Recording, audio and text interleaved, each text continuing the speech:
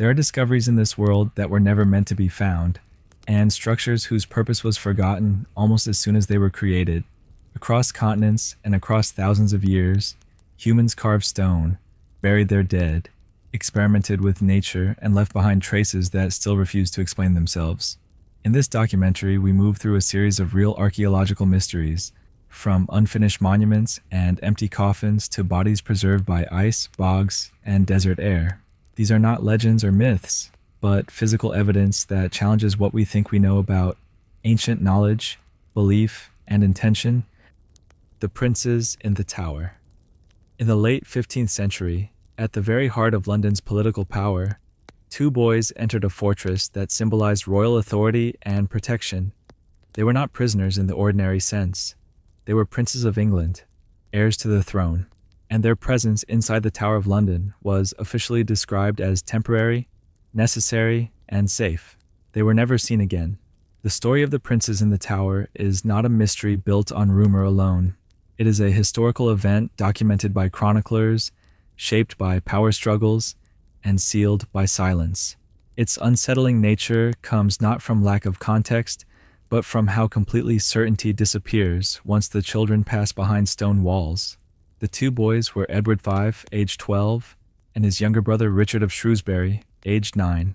They were the sons of King Edward IV, a ruler whose reign had brought a measure of stability after years of civil war known as the Wars of the Roses. When Edward IV died suddenly in 1483, his eldest son automatically became king in name. Though too young to rule independently, England entered a fragile moment. Edward V was escorted to London to be crowned, accompanied by trusted relatives. Along the way, he was intercepted by his uncle, Richard III, then Duke of Gloucester, who claimed to be acting in the boy's best interests. Political maneuvering followed quickly. Key allies of the young king were arrested. Power shifted. The princes were lodged in the Tower of London, officially as preparation for Edward's coronation. At the time, this was not unusual. The tower served as a royal residence as well as a fortress.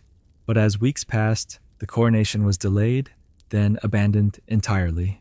Soon after, Parliament declared the princes illegitimate, citing a previously unknown marriage contract of their father. This legal maneuver cleared the way for Richard to take the throne as King Richard III. And then, the princes disappeared. At first, they were seen occasionally within the tower grounds, playing, being watched, still alive. Over time, sightings stopped.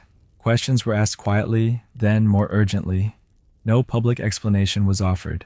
No funerals were held. No official record acknowledged their deaths. They simply ceased to exist in public life. This absence is what transformed a political episode into a lasting mystery. If the princes had died of illness, such an event would normally be recorded. If they had been sent away secretly, rumors would likely have followed. Instead, England was met with silence. A silence so complete that it raised suspicion even in an era accustomed to intrigue. Responsibility has been debated for more than 500 years. The most direct suspicion falls on Richard III, who benefited immediately from the prince's disappearance. As king, he had both access to the tower and authority over its guards. Eliminating rival claimants was not unheard of in medieval politics, particularly during periods of instability. Yet evidence remains circumstantial. No contemporary document explicitly orders their deaths. No witness account describes the act itself. Later chroniclers, writing under the Tudor dynasty that replaced Richard III, portrayed him as a villain, but their motives were not neutral. The Tudors had reason to legitimize their overthrow of Richard by painting him as a child murderer. Alternative theories exist. Some suggest the princes were killed later, under Henry VII, who had his own claim to the throne and faced continued threats from Yorkist supporters. Others propose that one or both boys survived, spirited away to live in obscurity, though these claims rest largely on speculation and later imposters. Archaeology has offered only fragments. In 1674, workers at the tower uncovered a box containing the skeletal remains of two children beneath a staircase. The bones were reburied in Westminster Abbey as the presumed princes. Limited. Examination suggested the remains were consistent with children of the correct age, but definitive identification was never possible. Modern DNA testing has not been authorized, leaving the question unresolved. From a human perspective, The tragedy lies not only in what may have happened, but in how easily the boys were erased. Edward Veff and his brother were pawns in a system that valued lineage over life. Their identities were defined entirely by inheritance, and once that inheritance was legally removed, their value vanished with it. The machinery of power moved on without them. The tower itself plays a symbolic role. Its walls have held kings, traitors, queens, and prisoners. It is a place where authority is protected by stone and secrecy. The disappearance of the princes within this space feels inevitable, not because it had to happen, but because the environment allowed it to happen without accountability. No trial was required, no confession was needed, no record was demanded. The mystery endures because it exposes a fundamental truth about power in history. Silence can be as effective as violence. By refusing to explain, those in control prevented challenge. Uncertainty became a tool. The princes exist today not as historical figures with known fates, but as symbols of unresolved injustice. Their story has been retold in plays, novels, and debates, each generation searching for closure that history never provided. The princes in the tower remain suspended in time, forever young, forever unanswered. Whether they were murdered, hidden, or lost to illness, the absence of truth is the lasting wound. They entered the tower as heirs to the throne. They left no record of departure. And in that gap between arrival and disappearance lies one of history's most haunting reminders that when power is concentrated and accountability is absent, even royal blood can vanish without trace, leaving behind not proof, but questions that echo far longer than certainty ever could. The fate of the Knights Templar. In the early 14th century, one of the most powerful and influential institutions in Europe was dismantled with astonishing speed. It did not fall in battle. It did not collapse from internal decay. It was arrested, interrogated, and erased by decree. The Knights Templar, an order that had shaped medieval warfare, finance, and religion for nearly 2 centuries, ceased to exist almost overnight, leaving behind a trail of unanswered questions that still persist today. The Knights Templar were founded in the early 12th century, in the aftermath of the First Crusade, with a purpose that was both simple and radical. They were warrior monks, sworn to protect pilgrims traveling to the Holy Land. Unlike secular knights, they took vows of poverty, chastity, and obedience. Unlike monks, they carried swords and fought in battle. This fusion of faith and warfare was unprecedented, and it earned the Templars extraordinary support from the Church. Over time, their role expanded far beyond battlefield protection. The Templars developed an early international financial network, allowing pilgrims and nobles to deposit money in one location and withdraw it in another. They owned land across Europe and the Near East, operated farms, ports, and fortresses, and answered directly to the Pope rather than to any king. This independence made them powerful, wealthy, and politically insulated. It also made them dangerous in the eyes of rulers. By the late 13th century, the Crusader states had fallen. The Holy Land was no longer under Christian control. The Templars' original mission had effectively ended, but the order itself remained intact, wealthy, and influential. This created tension. Kings began to question why a military order still existed without a war to fight, especially one beyond their authority. No king felt this pressure more acutely than Philip IV of France. Philip was deeply in debt, much of it owed to the Templars. His reign was marked by costly wars and financial strain. At the same time, he was engaged in a broader struggle to assert royal authority over institutions that had traditionally operated independently, including the Church itself. The Templars stood at the intersection of both problems. On Friday, October 13, 1307, Philip made his move. In a coordinated operation across France, Templar leaders were arrested simultaneously. The charges were shocking. Heresy, blasphemy, idol worship, and secret rituals were alleged. The accusations included denial of Christ, spitting on the cross, and worship of a mysterious idol known as Baphomet. These claims stunned Europe. Under medieval law, heresy was among the gravest crimes imaginable. Confessions were demanded. Interrogations began. Torture was employed. Many Templars confessed under extreme duress, then later recanted when torture stopped. Others refused to confess and were imprisoned indefinitely. The question of truth became impossible to separate from fear. The Church was forced to respond. At the time, the papacy was led by Pope Clement V, who initially resisted Philip's actions. The Templars were a papal order.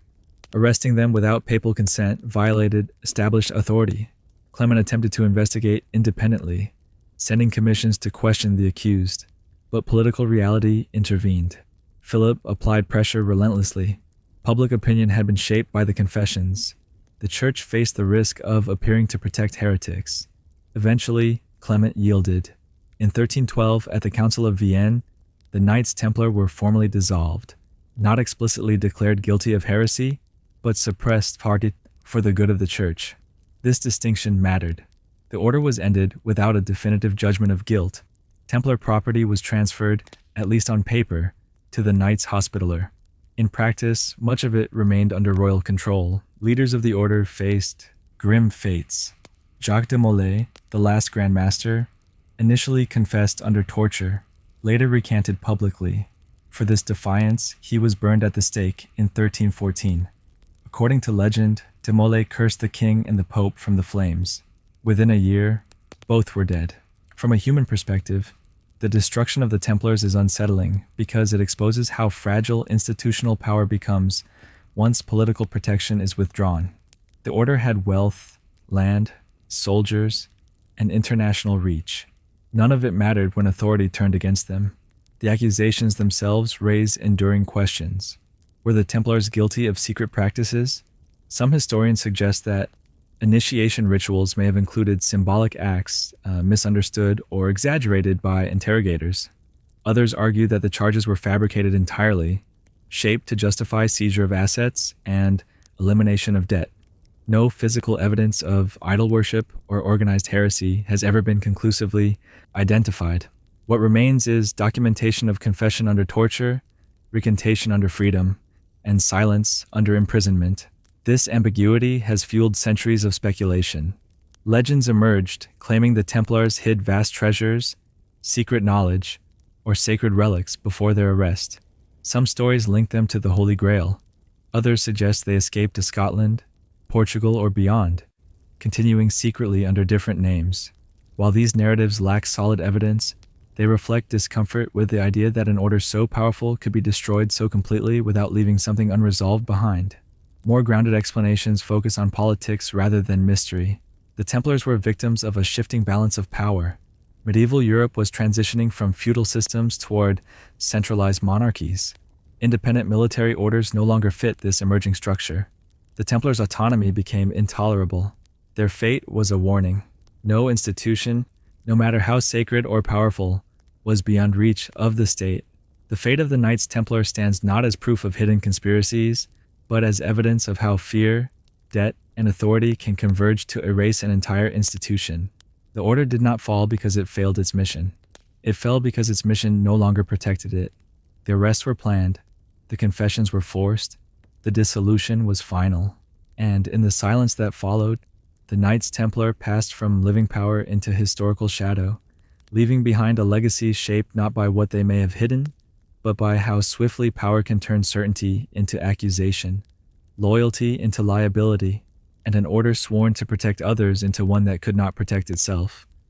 Percy Fawcett's final Amazon expedition.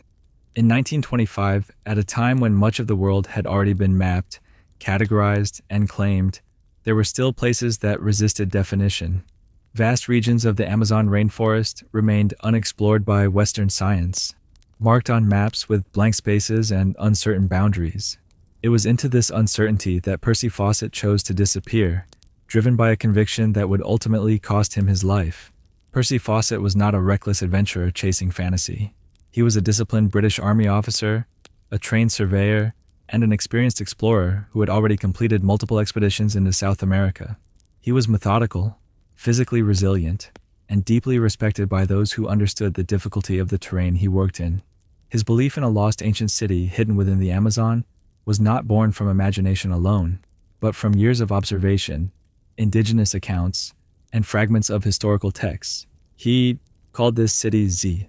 Fawcett believed that the Amazon had once supported advanced civilizations long before European contact, and that remnants of these cultures remained hidden beneath the forest canopy. At the time, this idea was dismissed by many scholars, who viewed the rainforest as incapable of sustaining large, complex societies. Fawcett disagreed. He argued that dense vegetation concealed ruins, and that the absence of visible stone cities did not equate to the absence of civilization. His belief hardened over time. By the mid-1920s, Fawcett was determined to prove his theory definitively. He planned an expedition unlike his earlier ones. This time, he would travel light, avoid large support teams, and rely on careful diplomacy rather than force. He believed that large expeditions provoked hostility and failed because they overwhelmed the environment instead of adapting to it. In April 1925, Fawcett departed for the Amazon with only 2 companions, his eldest son, Jack Fawcett, and Jack's friend, Raleigh Rimmel. The decision to bring his son was controversial, but Fawcett believed that youth, loyalty, and trust mattered more than numbers. He also believed that if he succeeded, Jack would share in the discovery rather than inherit only the risk. The expedition's final confirmed location was near the Upper Singu region of Brazil, an area inhabited by multiple indigenous groups and largely unmapped at the time. From there, Fawcett sent a last letter to his wife, stating that they were heading deeper into the jungle and warning that no rescue parties should be sent if they failed to return. After that, there was silence. No further messages were received. No confirmed sightings were reported. No trace of the 3 men emerged. What followed was not closure, but obsession. Over the next decades, dozens of search expeditions attempted to uncover Fawcett's fate. Some were privately funded. Others were organized by governments, journalists, or enthusiasts convinced they could solve the mystery where others had failed. Many of these searchers disappeared themselves. Others returned traumatized, ill, or empty-handed. The jungle resisted every attempt at resolution. Multiple theories emerged to explain what happened to Fawcett and his companions. Some suggest they were killed by an indigenous group after violating territorial boundaries or breaking cultural rules. Others argue that they died of disease, starvation, or injury deep in the forest, where recovery of remains would be nearly impossible. A few fringe theories propose survival, captivity, or deliberate disappearance, though none are supported by verifiable evidence. Indigenous oral histories complicate the picture. Different tribes reported different encounters. Some spoke of white men killed after ignoring warnings. Others claimed the explorers moved on and were never seen again. The contradictions are not necessarily deceptive. Oral accounts change over time, especially when filtered through translators and repeated under pressure from outsiders seeking confirmation. From a human perspective, the uncertainty is deeply unsettling. Fawcett was experienced. He understood the dangers. He had survived conditions that had killed others. His disappearance challenges the assumption that preparation guarantees survival. The Amazon is not conquered by knowledge alone. It overwhelms through scale, isolation, and time. What makes Fawcett's story endure is not just the mystery of his death, but the question of his belief. For decades, scholars rejected the idea that advanced societies existed in the Amazon before European contact. The rainforest was seen as a barrier to civilization rather than a host for it. In recent years, however, archaeology has shifted dramatically. Evidence of large settlements, engineered landscapes, road systems, and earthworks has emerged across the Amazon basin, suggesting that Fawcett may not have been wrong. The city he sought may not have been a single-stone metropolis, but a network of complex societies adapted to the forest in ways Western explorers failed to recognize. If that is true, then Fawcett was not chasing myth. He was chasing understanding. His mistake may have been believing that conviction alone could carry him through a place that does not forgive isolation. Traveling with a small party reduced visibility and noise, but it also eliminated redundancy. A single injury, misunderstanding, or illness could become fatal. The Amazon does not record failure. It absorbs it. Percy Fawcett's final expedition remains unresolved not because evidence was destroyed, but because the environment refuses preservation. Bodies decay. Trails vanish. Rivers change course. The jungle erases the past efficiently and without malice. Fawcett walked into the forest believing history had been underestimated. He may have been right, but the cost of proving it was disappearance itself, leaving behind a mystery that continues to mirror the Amazon's defining trait.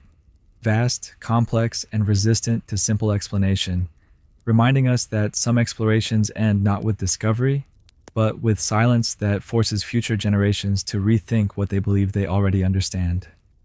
The Mary Celeste Crew. In December of 1872, a merchant vessel was discovered drifting quietly in the Atlantic Ocean between the Azores and the coast of Portugal. From a distance, nothing appeared wrong. The sails were partially set. The hull rode the waves evenly. There was no sign of battle, fire, or structural damage. It was only when a boarding party climbed aboard that the true strangeness revealed itself. The ship was completely empty. This vessel was the Mary Celeste.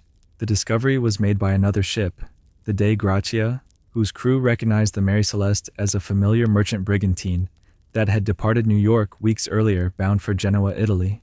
The Mary Celeste had left port carrying a cargo of industrial alcohol and a small crew led by Benjamin Briggs, an experienced and respected captain known for his discipline and caution. He was accompanied by his wife Sarah, their young daughter Sophia, and 7 crewmen. None of them were ever seen again. When the boarding party examined the ship, what they found deepened the mystery rather than resolving it. The cargo was largely intact. Food and water supplies were sufficient. Personal belongings remained in place. The crew's clothing was still neatly stored. There were no signs of struggle, no bloodstains, and no evidence of piracy. The ship itself was seaworthy and capable of continuing its voyage. The only significant absence was the crew. The lifeboat was missing. This single detail suggested that the crew had not been removed by force, but had left voluntarily, believing they had reason to abandon a perfectly functional ship in the open ocean. This decision is the core of the mystery, because sailors are trained to understand that a ship, even damaged, is almost always safer than the sea. Why would an entire crew abandon their vessel? The Mary Celeste's logbook provided limited insight. The last entry was dated 10 days before the ship was found, placing it hundreds of miles from its discovery point. The weather recorded was routine. There was no indication of crisis. Navigation appeared normal. The log ends without explanation. From a maritime perspective, this is deeply unsettling. Sailors do not leave ships without clear, immediate danger. Fire, collision, catastrophic flooding, or imminent explosion might justify abandonment. None of these conditions were present when the ship was found.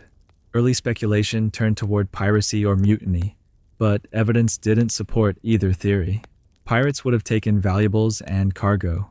Mutiny would have left some trace of violence or disorder. The Mary Celeste showed neither. Another theory suggested alcohol fumes. The ship was carrying barrels of denatured alcohol, and some were later found empty or leaking. It is possible that fumes built up in the hold, creating fear of explosion. If Captain Briggs believed ignition was imminent, he may have ordered the crew into the lifeboat temporarily, intending to return once the danger passed. But this explanation raises further questions. If the crew abandoned ship as a precaution, why did they not return?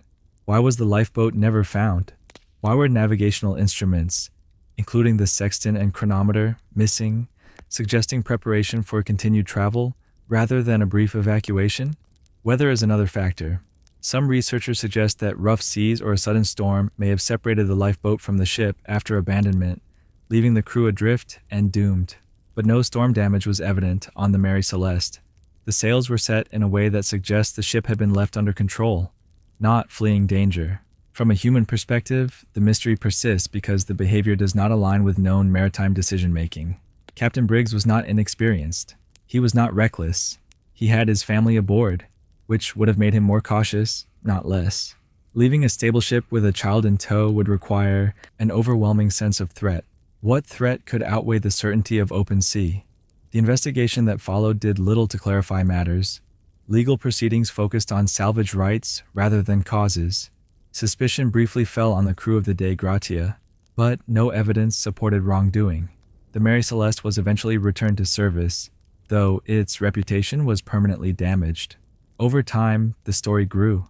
Fictional accounts exaggerated details, adding ghostly elements, violence, and dramatic storms that were never part of the original evidence. These retellings transformed a real maritime mystery into legend, obscuring the quieter and more disturbing reality. The truth is less theatrical and more uncomfortable. There is no clear moment of catastrophe, no confirmed act of violence, no definitive cause. Modern analyses favor a combination of factors rather than a single explanation. A perceived threat from fumes, minor flooding caused by pump malfunction, navigational uncertainty, and fear of explosion may have converged to create a decision that, in hindsight, appears irrational. Under stress, Even experienced individuals can misjudge risk. If the crew entered the lifeboat believing the ship was unsafe, they may have planned to stay tethered or nearby. A sudden change in weather or a failed line could have separated them permanently. Once adrift, survival would have been unlikely. The ocean does not preserve mistakes. What remains most unsettling is how normal the ship appeared when found. It was not a wreck. It was not abandoned in chaos. It continued sailing, indifferent to the absence of those who had worked it. From a broader perspective, the Mary Celeste represents the limits of historical reconstruction. Not every event leaves enough evidence to form a narrative with a clear beginning, middle, and end. Some stories stop mid-sentence. As this chapter closes, the fate of the Mary Celeste crew remains unresolved, not because of conspiracy or supernatural forces, but because the sea erased the final chapter. The ship survived. The people did not. The sails caught the wind. The hull held steady. The voyage continued without voices. And in that quiet drift across the Atlantic, the Mary Celeste became a lasting reminder that history does not always record why decisions were made, only that they were, leaving behind a question that endures not because it is dramatic, but because it is painfully human. How a moment of fear, uncertainty, or miscalculation can separate people from safety forever without leaving a trace strong enough to explain itself. The Lost Army of Cambyses. In the 6th century BCE, at the height of Persian imperial expansion, one of the largest and most disciplined armies the ancient world had ever assembled, vanished without a single recorded battle. No victorious enemy claimed responsibility. No mass grave was identified. No survivors returned to tell the story. What remained instead was a report so extraordinary that historians have debated it for more than 2,000 years. An entire army, swallowed by the desert. The ruler responsible for this campaign was Cambyses II, son of Cyrus the Great and heir to an empire that stretched from Anatolia to the edges of Central Asia. Cambyses had already achieved what many rulers could not. He conquered Egypt, defeated its pharaoh, and absorbed one of the oldest civilizations on earth into the Persian Empire. His authority seemed unquestionable. It was after this conquest that disaster followed. According to the Greek historian Herodotus, Cambyses ordered a force of 50,000 soldiers to march westward from Egypt toward the Siwa oasis, a remote settlement deep in the Libyan desert. Their mission was to punish the Oracle of Amun, which had allegedly refused to recognize Cambyses as the legitimate ruler of Egypt. In the ancient world, oracles were not symbolic institutions. They held political power. Defying them was an act of authority. Destroying them was an act of domination. The army departed from Thebes, moving into territory defined not by cities or roads, but by sand, wind, and distance. For several days, the march proceeded as expected. Supplies were carried. Wells were known. The route was harsh, but not unprecedented. Then, according to Herodotus, the army stopped near an oasis to rest and eat. While they were there, a violent sandstorm arose without warning. Winds drove massive quantities of sand across the landscape, burying the soldiers where they stood. When the storm passed, the army was gone. This account has unsettled historians not because deserts are dangerous, but because of scale. Sandstorms can disorient, injure, and kill, but erasing 50,000 men entirely seems implausible. No weapons were recovered. No armor fields were found. No clear archaeological trace confirmed the event. For centuries, scholars dismissed the story as exaggeration or allegory. Yet the problem remained. The army did not reappear in Persian records. No later campaign referenced its return. No rebellion cited its survival. It vanished not only from the desert, but from administration, logistics, and history itself. This silence matters. The Achaemenid Empire was meticulous in record-keeping. Military movements were tracked, losses were noted, victories were celebrated. An army of this size disappearing would have been a catastrophe. And yet, no official Persian account survives to contradict Herodotus directly. This has led to renewed investigation rather than dismissal. Modern researchers have re-examined the geography of Egypt's western desert. Satellite imagery, geological surveys, and field expeditions have identified ancient caravan routes, seasonal lakes, and wind corridors capable of generating extreme sand movement. The desert is not uniform. Certain regions experience powerful, localized sandstorms that can bury structures rapidly. But burying an army completely remains difficult to explain. One possibility is that the army was smaller than reported. Ancient historians often inflated numbers to emphasize drama or significance. A reduced force would be easier to account for. Another possibility is that the soldiers died gradually rather than instantly, scattering as supplies failed and water ran out, leaving no concentrated site of remains. In deserts, bodies do not preserve well. Bones are exposed, scattered, and destroyed by wind erosion over time. Metal corrodes. Organic materials vanish. Without burial or shelter, traces disappear quickly. There is also the possibility of misdirection. Some scholars suggest that the army never reached Siwa at all. Instead, it may have become lost, veered off course, and succumbed to dehydration far from known routes. In this scenario, the sandstorm is not a literal event, but a narrative compression of confusion, panic, and environmental collapse. The desert doesn't need to attack directly. It only needs to outlast human endurance. From a human perspective, this story is unsettling because it reveals how power fails when it confronts environments that cannot be intimidated. Cambyses commanded cities, armies, and administrators. None of that mattered once soldiers moved beyond infrastructure into absolute isolation. The army depended on coordination, supply lines, and leadership. A single navigational error could unravel all three. Once water sources were missed, discipline would erode quickly. Soldiers would scatter in search of survival, fragmenting the force beyond recovery. No enemy would need to appear. The desert would finish the work. What deepens the mystery is the absence of confirmation. Archaeological expeditions have proposed possible sites where remains might lie buried beneath dunes, but no discovery has been universally accepted. The scale of the desert itself becomes a barrier to proof. Searching for an army across thousands of square kilometers of shifting sand is not realistic. This means the story remains suspended between history and uncertainty. Some modern accounts suggest that Cambyses himself may have suppressed knowledge of the disaster to preserve authority. Losing an entire army to nature would undermine the image of divine kingship central to Persian rule. Silence may have been strategic. If so, then the army did not vanish only in the desert. It vanished in policy. The lost army of Cambyses stands as one of the most extreme examples of disappearance in recorded history. Whether destroyed by a sandstorm, lost through miscalculation, or erased by administrative silence, its fate reveals a truth that has repeated across eras. Empires expand until they reach environments that do not negotiate. 50,000 men marched under imperial command.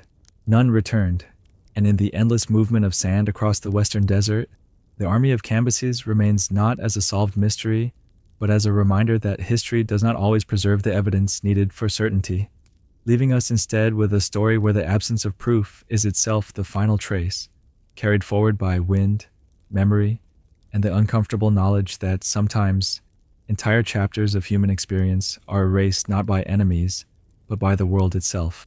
The Andes Flight 571 crash.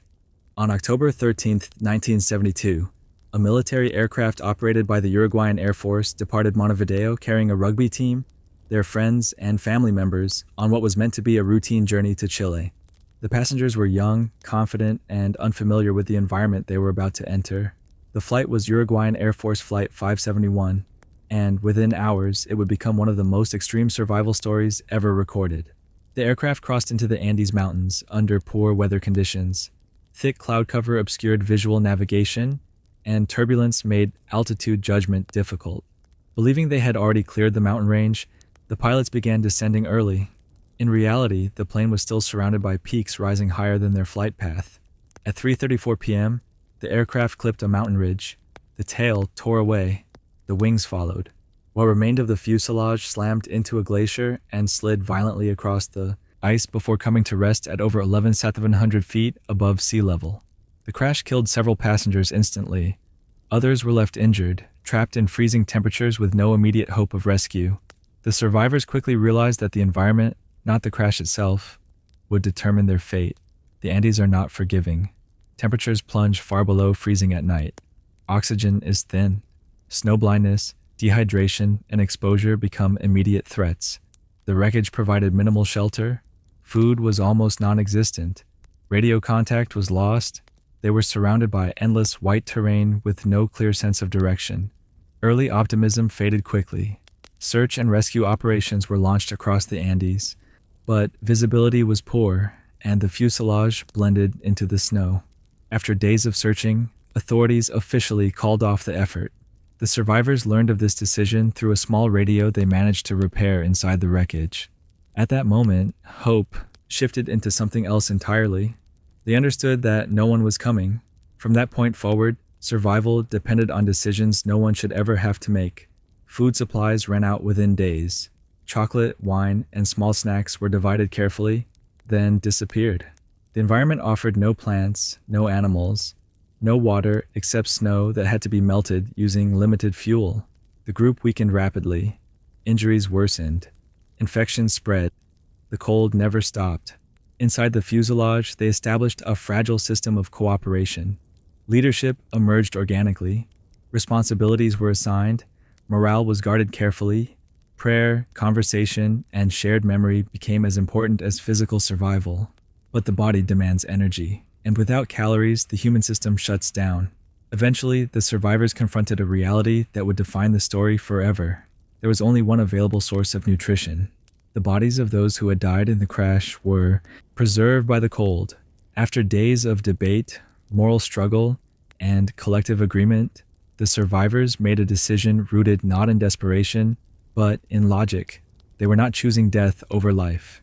They were choosing life over death. Every person involved understood that survival meant confronting cultural, religious, and psychological barriers that no preparation could ease. The choice was shared. No one was forced. No one acted alone. Even with this decision, survival remained uncertain. An avalanche struck the wreckage weeks later, killing several more people and burying the rest alive beneath snow. They dug themselves out using bare hands and broken metal.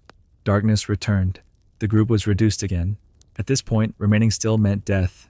Two survivors, Nando Parado and Roberto Canessa, volunteered to attempt what seemed impossible. With improvised equipment and no mountain training, they set out across the Andes, walking into terrain no one believed they could cross. For 10 days, they climbed peaks over 15,000 feet high, sleeping in the open, consuming minimal food, and navigating without maps. When they finally descended into greener terrain, they encountered a Chilean shepherd. After weeks of silence, the outside world was reached. Rescue followed swiftly. Helicopters returned to the crash site. Survivors were lifted from the glacier after 72 days trapped in one of the harshest environments on Earth. 16 people survived. The public reaction was intense. Initial praise turned into controversy when the details of survival emerged. Media attention focused on cannibalism rather than endurance. Religious leaders weighed in. Ethical debates erupted. But over time, the narrative shifted. What became clear was that the survivors had not abandoned humanity. They had preserved it under conditions where civilization had vanished completely. From a human perspective, the Andes Flight 571 crash is not a story about shock or sensationalism. It is a study of decision-making under absolute isolation, of cooperation when hierarchy disappears, and of the difference between moral ideals and moral responsibility when survival is at stake. The survivors did not become something else in the mountains. They became more aware of what being human actually requires. The Andes Flight 571 crash stands as a reminder that survival is not always heroic in appearance, but it is often deeply ethical in intention. These were not explorers or soldiers. They were ordinary people placed in extraordinary circumstances. The plane fell. The search ended. The mountains waited. And in that silence, 16 individuals proved that even when stripped of comfort, certainty, and rescue, human beings are capable of adaptation, cooperation, and choices grounded not in fear, but in a shared commitment to life itself. The lost patrol of the Arctic airship Italia. In the late 1920s, the Arctic remained one of the last places on Earth where technology, ambition, and uncertainty collided without compromise. Aircraft were new. Radio was unreliable. Weather forecasting in polar regions was little more than educated guesswork. It was in this fragile moment between confidence and ignorance that an Italian airship named Italia attempted to do what few had dared, to master the Arctic sky. The airship Italia was commanded by Umberto Nobile, an experienced aeronautical engineer and polar explorer who had already crossed the North Pole aboard the airship Norge in 1926. That earlier success created a sense that airships had finally conquered the Arctic. The frozen ocean below appeared manageable from the sky. Distance collapsed. Risk felt reduced. That confidence would prove dangerously incomplete. In May 1928, the Italia departed from its base at Kings Bay, Spitsbergen, carrying a crew of 16 men. Their mission was scientific, rather than symbolic. They planned to collect meteorological data, conduct surveys, and demonstrate that controlled airship travel in polar regions was possible. The flight northward proceeded with difficulty, but without catastrophe. The airship reached the North Pole, completed its observations, and turned back toward base. It was on the return journey that conditions changed. Strong headwinds slowed progress. Ice accumulated on the airship's structure. Visibility dropped. The delicate balance that kept the Italia airborne began to fail. On May 25th, the airship suddenly lost altitude and slammed into the ice pack below. The gondola shattered on impact. Part of the crew was thrown onto the ice. The envelope, still buoyant, lifted back into the fog, carrying several men away forever. They were never seen again. What remained on the ice was chaos. 9 men survived the initial crash and found themselves stranded on drifting Arctic ice hundreds of kilometers from land. Supplies were scattered. Injuries were severe. 1 crew member died shortly after impact. Others were badly hurt. The temperature hovered well below freezing. There was no shelter, no certainty of rescue, and no stable ground beneath them. The ice itself was moving. One of the survivors managed to recover a damaged radio from the wreckage. Against expectation, it was repaired and began transmitting distress signals. For days, nothing happened. Then, faint confirmation arrived. Their signal had been heard. Rescue attempts began from multiple countries. Italy, Norway, Sweden, and the Soviet Union all launched efforts, turning the disaster into one of the first truly international rescue operations in history. Ships broke ice.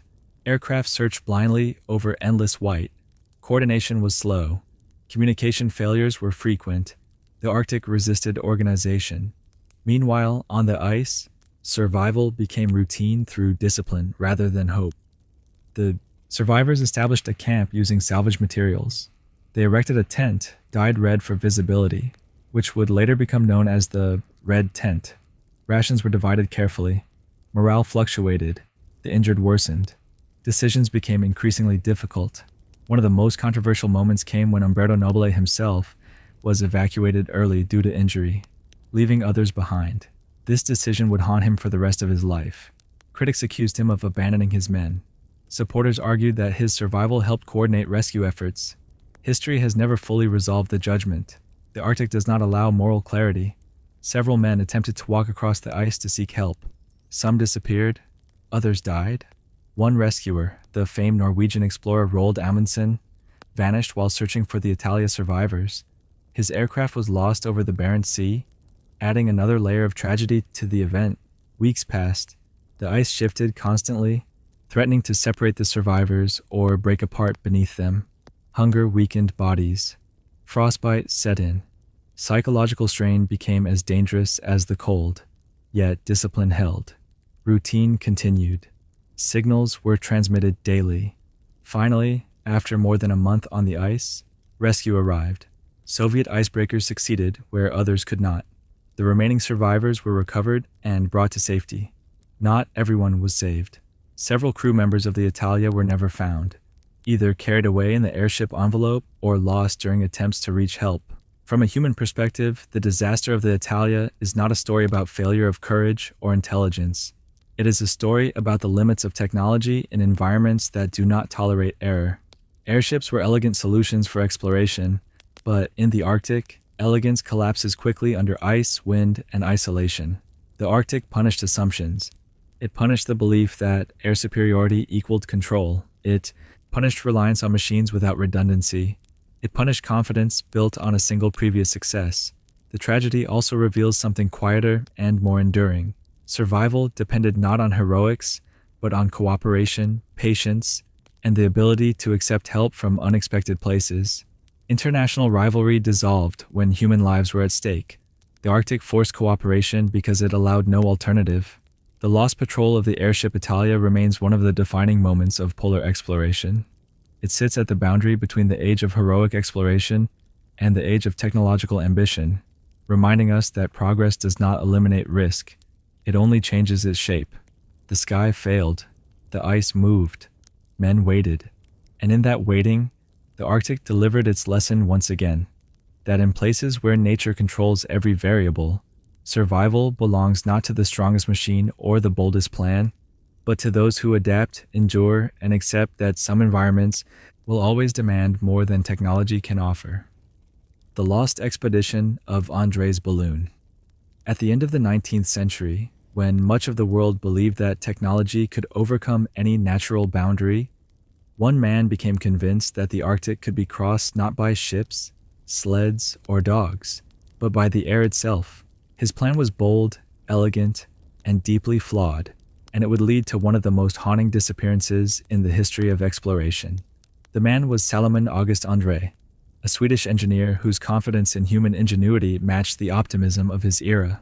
At a time when polar expeditions were defined by slow, brutal journeys across ice, André proposed something radically different.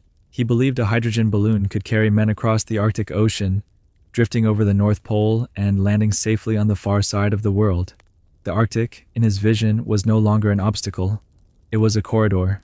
André's balloon, named Örnen, the Eagle, was enormous, filled with hydrogen and guided not by engines but by wind. He believed that by trailing long guide ropes beneath the balloon, friction against the ice and sea would allow some degree of steering. This idea had never been tested successfully. Many scientists warned that it was impractical. Others cautioned that Arctic weather was too unpredictable for passive flight. André dismissed these concerns. He trusted calculation, optimism, and the belief that failure was unlikely because no one had proven it inevitable. In July 1897, after delays caused by unsuitable weather and balloon leakage, André finally launched from Danes Island in Svalbard with two companions, Niels Strindberg and Knut Frenkel. The launch itself was a warning. Hydrogen leaked. The balloon struggled to lift properly. Guide ropes were lost during ascent, eliminating much of the control André believed essential. Still, they continued. As the balloon drifted northward, control diminished rapidly. Ice accumulation weighed the balloon down. Wind direction changed unpredictably. After only 3 days, the Örnen was forced down onto the Arctic ice hundreds of kilometers short of its goal. The balloon was never airborne again. What followed was not a dramatic end, but a slow, grinding struggle across one of the most hostile environments on Earth. André and his companions salvaged what they could and began hauling heavy sledges across drifting sea ice, attempting to reach land. The ice was unstable, ridged, and constantly moving. Progress was exhausting and often reversed by currents. Their clothing, designed for flight rather than travel on ice, offered limited protection. Supplies dwindled. Food was hunted when possible, often under desperate conditions. Polar bears and seals became both threat and sustenance. The men recorded their journey carefully, keeping diaries and taking photographs, believing that documentation mattered even if survival was uncertain. This detail is crucial. They didn't panic. They did not abandon order. They continued as explorers, even as their situation deteriorated. Eventually, after weeks of struggle, they reached Kavitoya, a remote and rarely visited island east of Svalbard. There, the records stop. No further diary entries explain what happened next. No final confession or dramatic revelation survives. They died there. For 33 years, the fate of André's expedition remained unknown. Search efforts failed. The Arctic absorbed the story. It became a legend of ambition and hubris, cited as a cautionary tale but never fully understood. Then, in 1930, a Norwegian expedition stumbled upon the remains of a camp on Kavitoya. What they found was extraordinary. Bodies were recovered, diaries were intact, cameras contained undeveloped film. Equipment lay where it had been abandoned. The Arctic cold had preserved evidence with unsettling clarity. When the photographic film was developed, images emerged showing the men alive, working, smiling. Occasionally, enduring conditions that words could barely describe. For the first time, the final weeks of the expedition could be reconstructed. The cause of death, however, remained uncertain. Theories include exposure, starvation, illness from consuming undercooked polar bear meat, infected with parasites, carbon monoxide poisoning from a stove used inside a tent, or a combination of all of these factors. The evidence does not point to a single moment of failure, but to gradual physical decline under relentless conditions. From a human perspective, The tragedy of Andre's balloon expedition lies not in recklessness, but in misplaced certainty. Andre was not ignorant. He was informed, methodical, and deeply committed to scientific progress. His failure was believing that confidence and theory could substitute for adaptability in an environment that demands constant correction. The Arctic punished rigidity. It punished reliance on a single plan. It punished refusal to turn back. It punished the belief that elegance equaled safety. Yet the story is not without dignity. The men documented their journey not for fame, but for understanding. They preserved evidence so others could learn. Even as survival slipped away, they remained observers of their own experience, contributing to knowledge through endurance rather than success. In that sense, Andre's expedition did not vanish entirely. It returned as warning. As this chapter closes, the lost expedition of Andre's balloon stands as a reminder that exploration is not defined by how boldly humans advance, but by how honestly they respond when plans fail. Technology expands possibility, but it does not cancel reality. The balloon rose, the wind shifted, the ice waited, and in that quiet confrontation between ambition and environment, three men learned what many explorers before and after them would also discover: that in the most extreme places on Earth, survival belongs not to those who trust machines the most, but to those who adapt fastest when machines stop working, leaving behind a story preserved not by triumph, but by the enduring honesty of evidence left in the cold. The lost Soviet Arctic convoy PQ-17. In the summer of 1942, during the most desperate phase of the Second World War, the Arctic Ocean became a battlefield defined not by trenches or cities, but by ice, distance, and decision-making under extreme uncertainty. It was here that one of the most catastrophic naval orders of the war was issued, an order that transformed a heavily protected supply mission into a scattered disaster. The convoy was known as PQ-17, and its fate would come to symbolize how fear and misjudgment can be as lethal as any enemy weapon. Convoy PQ-17 was part of the Allied effort to supply the Soviet Union after Germany's invasion in 1941. These Arctic convoys carried tanks, aircraft, fuel, ammunition, and food from Britain and North America to Soviet ports such as Arkhangelsk and Murmansk. The route was brutally dangerous, even without enemy interference. Ships sailed through freezing waters, surrounded by drifting ice, under constant daylight that eliminated the cover of darkness and exposed them to air and submarine attack. PQ-17 departed Iceland in late June 1942, with 35 merchant ships, escorted by a layered defensive system of destroyers, cruisers, and distant heavy units. On paper, it was one of the most heavily protected convoys yet attempted. The men aboard knew the risks, but they believed the escort was their shield. That belief would soon be shattered. German forces were fully aware of the convoy's movement. Submarines shadowed it. Aircraft conducted reconnaissance. Most alarming of all was intelligence suggesting that the German battleship Tirpitz, one of the most powerful surface warships ever built, might sortie to intercept the convoy. The mere possibility of Tirpitz entering the Arctic caused panic among Allied commanders.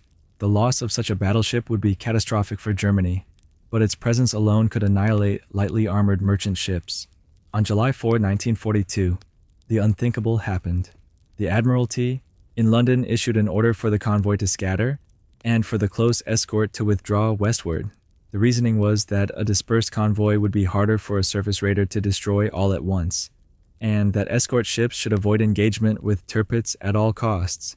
This decision was made based on incomplete intelligence and fear, rather than confirmed enemy action. The order sealed the convoy's fate. Once scattered, the merchant ships lost their only real protection. Alone, slow, and poorly armed, they became easy targets for German submarines and aircraft. Over the following days, ship after ship was hunted down across the Arctic seas. Crews fought back where they could, but isolation made resistance futile. One by one, vessels were torpedoed, bombed, or shelled, sending men into freezing water where survival time was measured in minutes. Out of the 35 ships that departed, only 11 reached Soviet ports. The rest were destroyed. What makes the loss of PQ-17 especially disturbing is that the feared German surface attack never happened. Tirpitz did not engage the convoy. It never came close enough to justify the order. The greatest threat existed not in reality, but in assumption.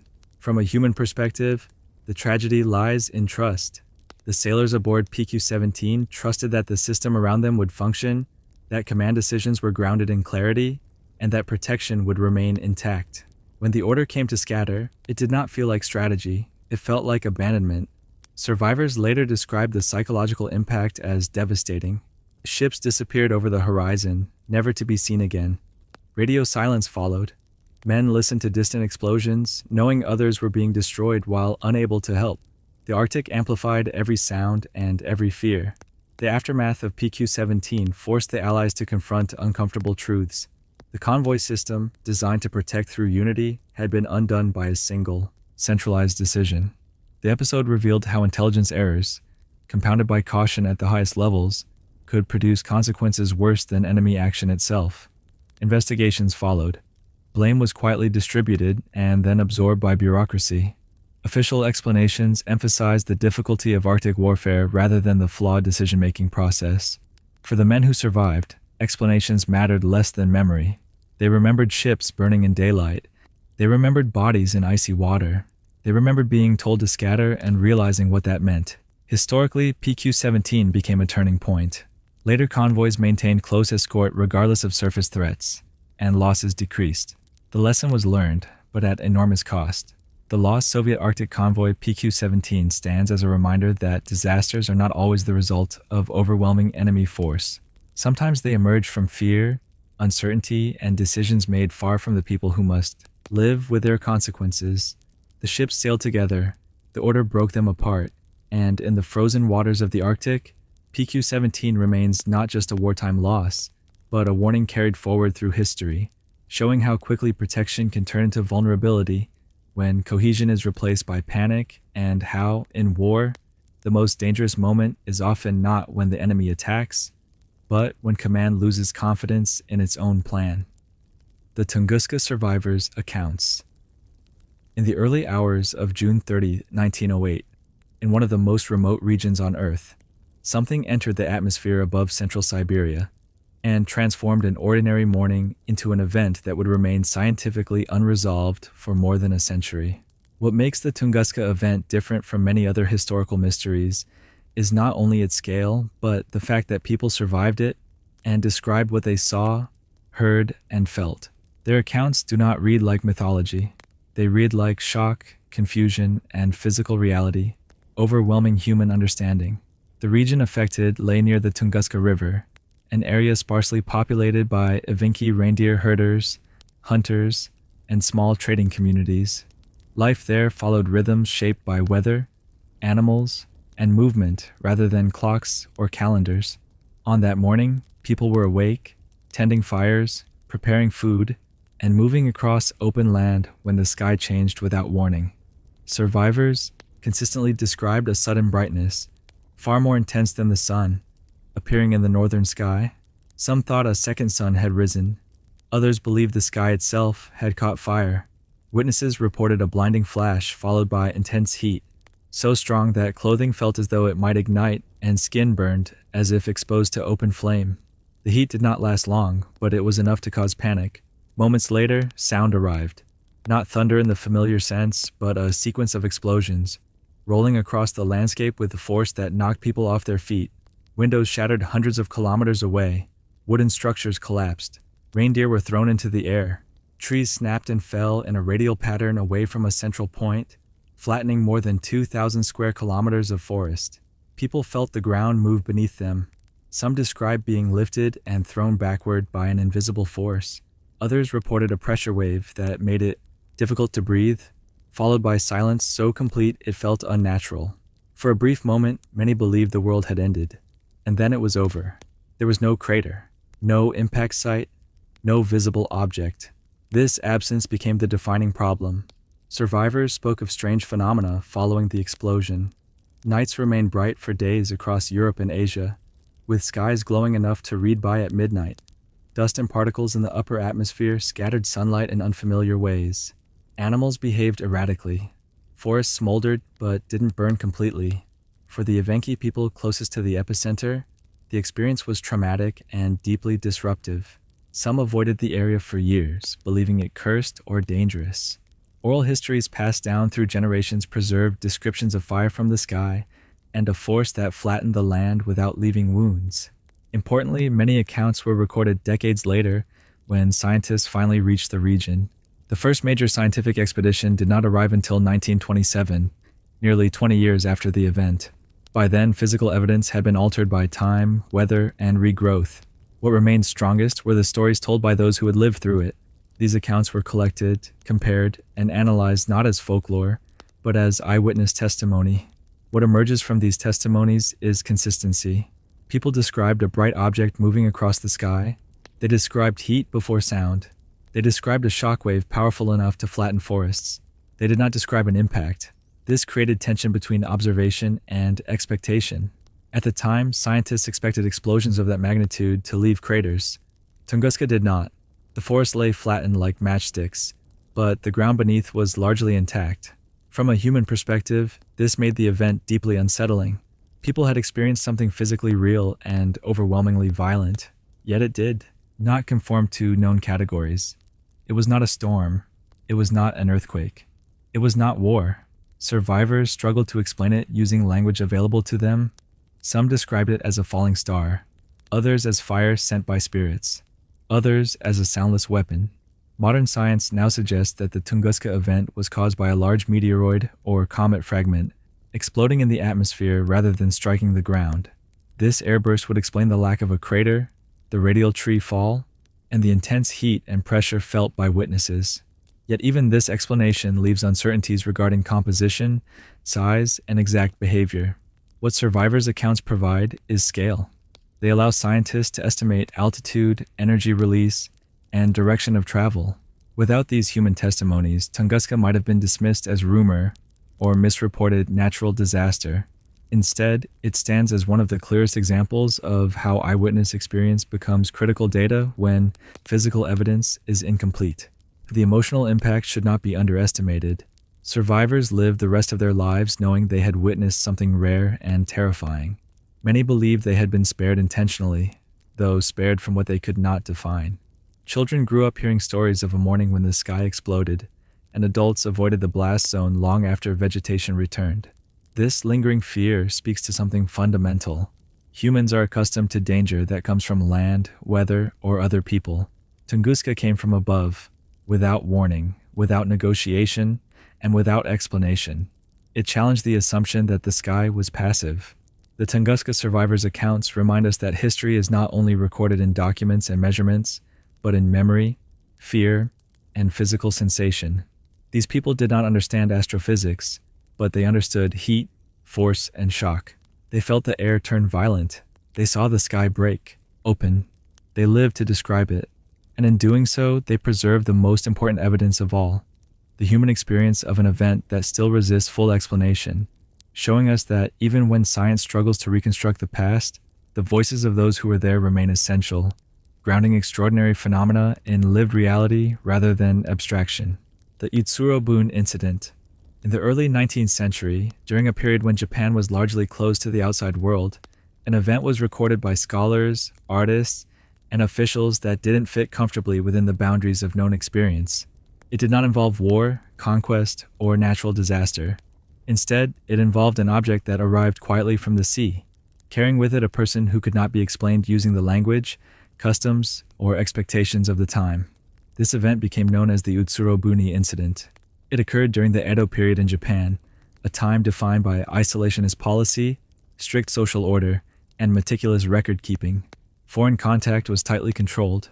Unexpected arrivals were rare and immediately scrutinized. Coastal communities were trained to report unusual sightings, not because they expected wonder, but because deviation from the known world represented risk. Against this backdrop, fishermen along Japan's eastern coastline reportedly encountered a strange vessel drifting toward shore. It was unlike any boat they recognized. Descriptions recorded in period documents describe it as circular or bowl-shaped, constructed from metal and wood, with glass or crystal-like windows set into its sides. The upper portion was sealed. The lower portion appeared reinforced, as if designed to float rather than sail. This was not a ship in any familiar sense. When the object was brought closer and opened, the fishermen found a young woman inside. She was alive. She was calm. And she didn't speak any language they understood. According to surviving accounts, The woman's appearance was unusual by local standards. Her clothing did not match known regional styles. Her hair was described as reddish or unfamiliar in texture, sometimes depicted as white or pale in illustrations. She carried with her a small box which she refused to let anyone touch. No matter what gestures or signs were made, she held onto it tightly. This detail appears consistently across multiple records. The box mattered. Inside the vessel were symbols, markings, or scripts that no one present could read. They did not resemble Chinese characters, Japanese writing, or known foreign scripts of the period. Scholars later reproduced these symbols in books, preserving them visually, but without interpretation. The fishermen did what Edo period society demanded of them. They informed local authorities. Officials examined the woman, the vessel, and the contents. They questioned her through interpreters who spoke multiple regional languages. Nothing worked. Communication failed completely. The woman did not appear distressed, but she also did not integrate. She neither explained her origin nor requested assistance in a recognizable way. This created a serious problem. Under Japan's isolation laws, unauthorized foreigners pose legal and political risk. Harboring them could bring punishment. At the same time, the woman was not hostile, injured, or aggressive. She had arrived without violence. There was no clear crime. Faced with uncertainty, officials made a decision that prioritized order over explanation. The woman was placed back into the vessel. The vessel was returned to the sea, and she was sent away. No further record describes her fate.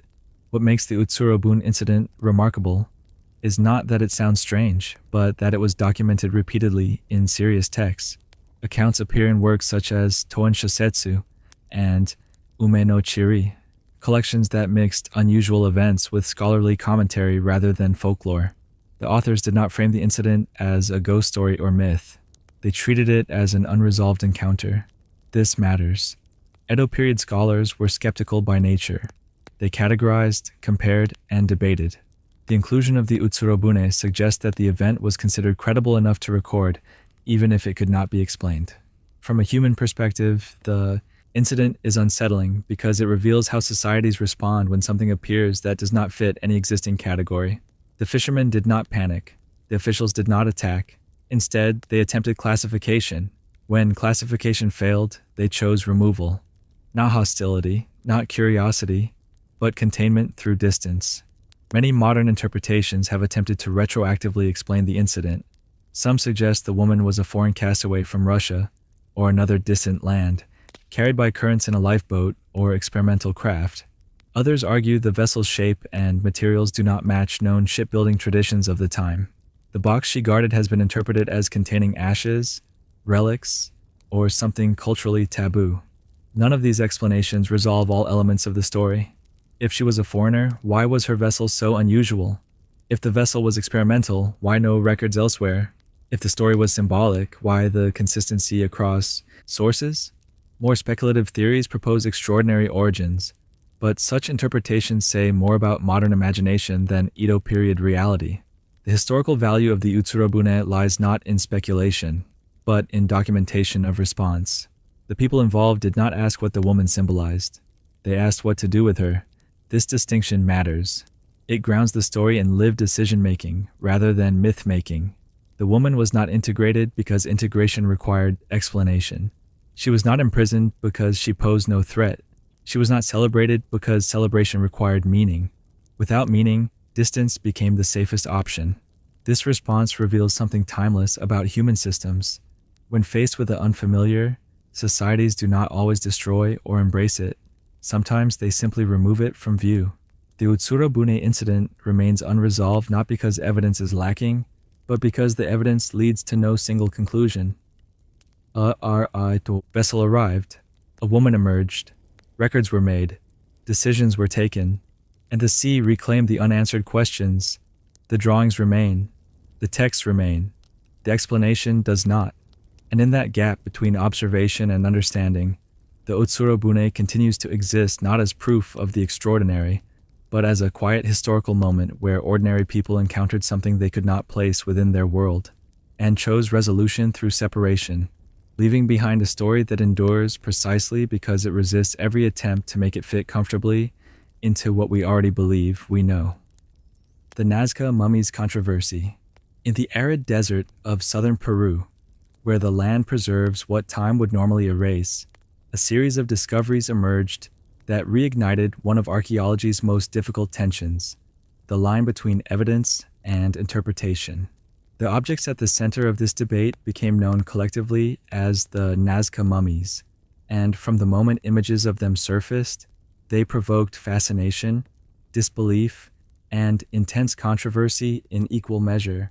The mummies were reportedly found near the region associated with the ancient Nazca culture, a society best known for its massive geoglyphs etched into the desert floor.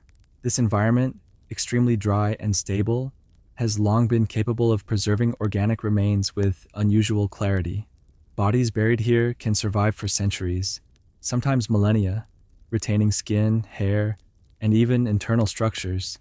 What made these mummies different was not their preservation, but their appearance. Some of the bodies displayed elongated skulls. Others appeared to have 3 fingers and 3 toes, unusually long limbs, or proportions that did not match standard human anatomy. X-ray images circulated widely, showing skeletal structures that seemed unfamiliar. The bodies were small, some roughly child-sized, others larger, all wrapped or coated in a white, powder-like substance.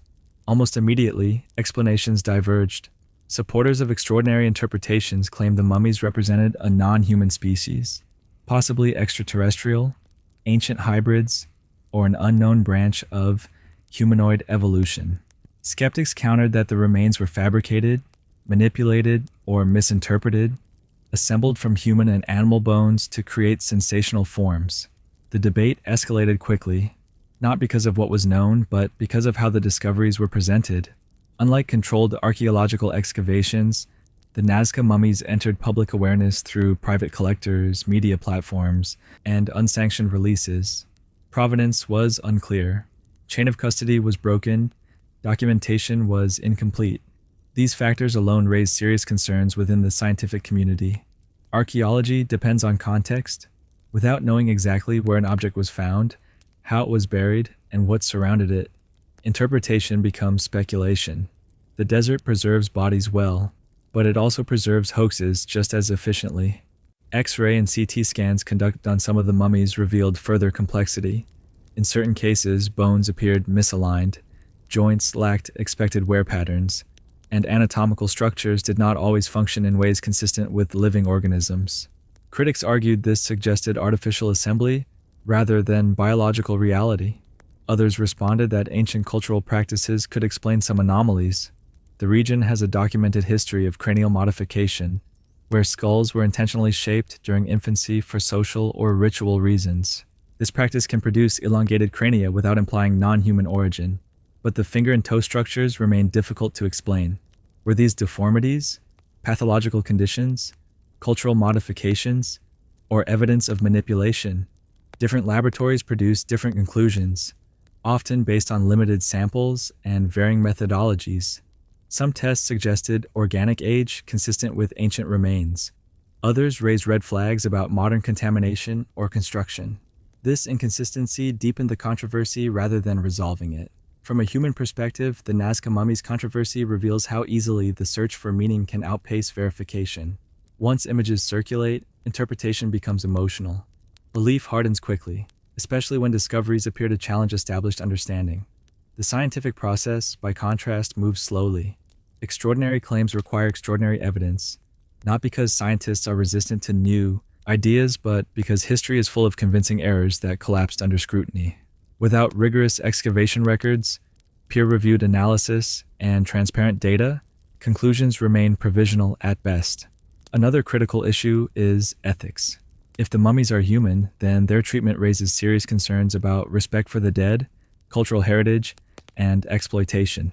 Removing remains from their burial context without proper authorization violates both scientific standards and indigenous rights. Even the act of public display can be harmful. If they are not human, the need for ethical handling remains just as strong. The Nazca region is not a blank canvas for mystery. It is a place with living descendants, cultural memory, and legal protections. Any investigation must navigate this reality carefully. Over time, many researchers have leaned toward explanations involving altered human remains. whether through postmortem modification, ritual practice, or deliberate fabrication. This does not mean every question has been answered, but it does suggest caution against conclusions driven by spectacle rather than method. What makes the controversy persist is not a lack of data, but a lack of consensus grounded in transparent process. From a broader historical perspective, this is not new. Throughout history, unusual remains have triggered extraordinary interpretations, only to later be explained through deeper understanding of biology, culture, or context. At the same time, some discoveries once dismissed eventually reshape knowledge entirely. Distinguishing between these outcomes requires patience. The Nazca mummies sit uncomfortably between these possibilities. The Nazca mummies controversy stands not as proof of hidden civilizations or visitors from beyond Earth, but as a case study in how discovery, belief, and responsibility intersect. The desert preserved bodies, humans supplied interpretation, and the absence of clear context allowed imagination to fill the gaps. The mummies exist. The debate continues. Certainty remains out of reach, and in that unresolved space, the true lesson may not be about what these remains are, but about how modern societies handle ambiguity, reminding us that history is not only uncovered through excavation, but shaped by the care, discipline, and humility with which we choose to interpret what the past leaves behind. The Lapido-Child hybrid debate. In the late 1990s, in a quiet limestone valley in central Portugal, archaeologists uncovered a burial that would challenge one of the most firmly held assumptions in human evolutionary history.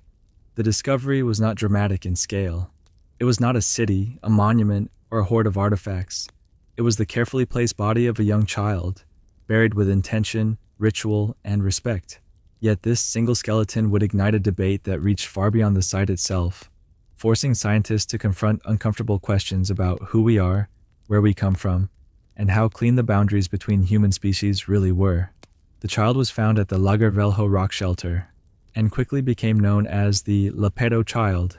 Radiocarbon dating placed the burial at approximately 2,400 years ago, during the Upper Paleolithic period, a time when anatomically modern humans were spreading across Europe and Neanderthals were believed to have already vanished. At least that was the assumption before this discovery. The burial itself showed clear signs of care. The child had been laid on its back. Red ochre had been sprinkled over the body, a ritual practice associated with symbolic behavior and emotional meaning. Grave goods were present, including pierced shells and animal remains, suggesting that the community marked the child's death as significant rather than incidental. This was not disposal. It was mourning. When researchers began examining the skeleton, they noticed something unexpected. The child displayed a mixture of anatomical traits that did not fit neatly into existing categories. Some features aligned with anatomically modern humans. Others resembled traits typically associated with Neanderthals. The skull shape, jaw structure, and certain aspects of facial anatomy appeared modern. However, the limb proportions told a different story. The arms and legs were shorter and more robust than expected for a modern human child of that age. The pelvis and other skeletal elements suggested muscular attachments more consistent with Neanderthal physiology. Individually, none of these traits were impossible. Together, they were unprecedented.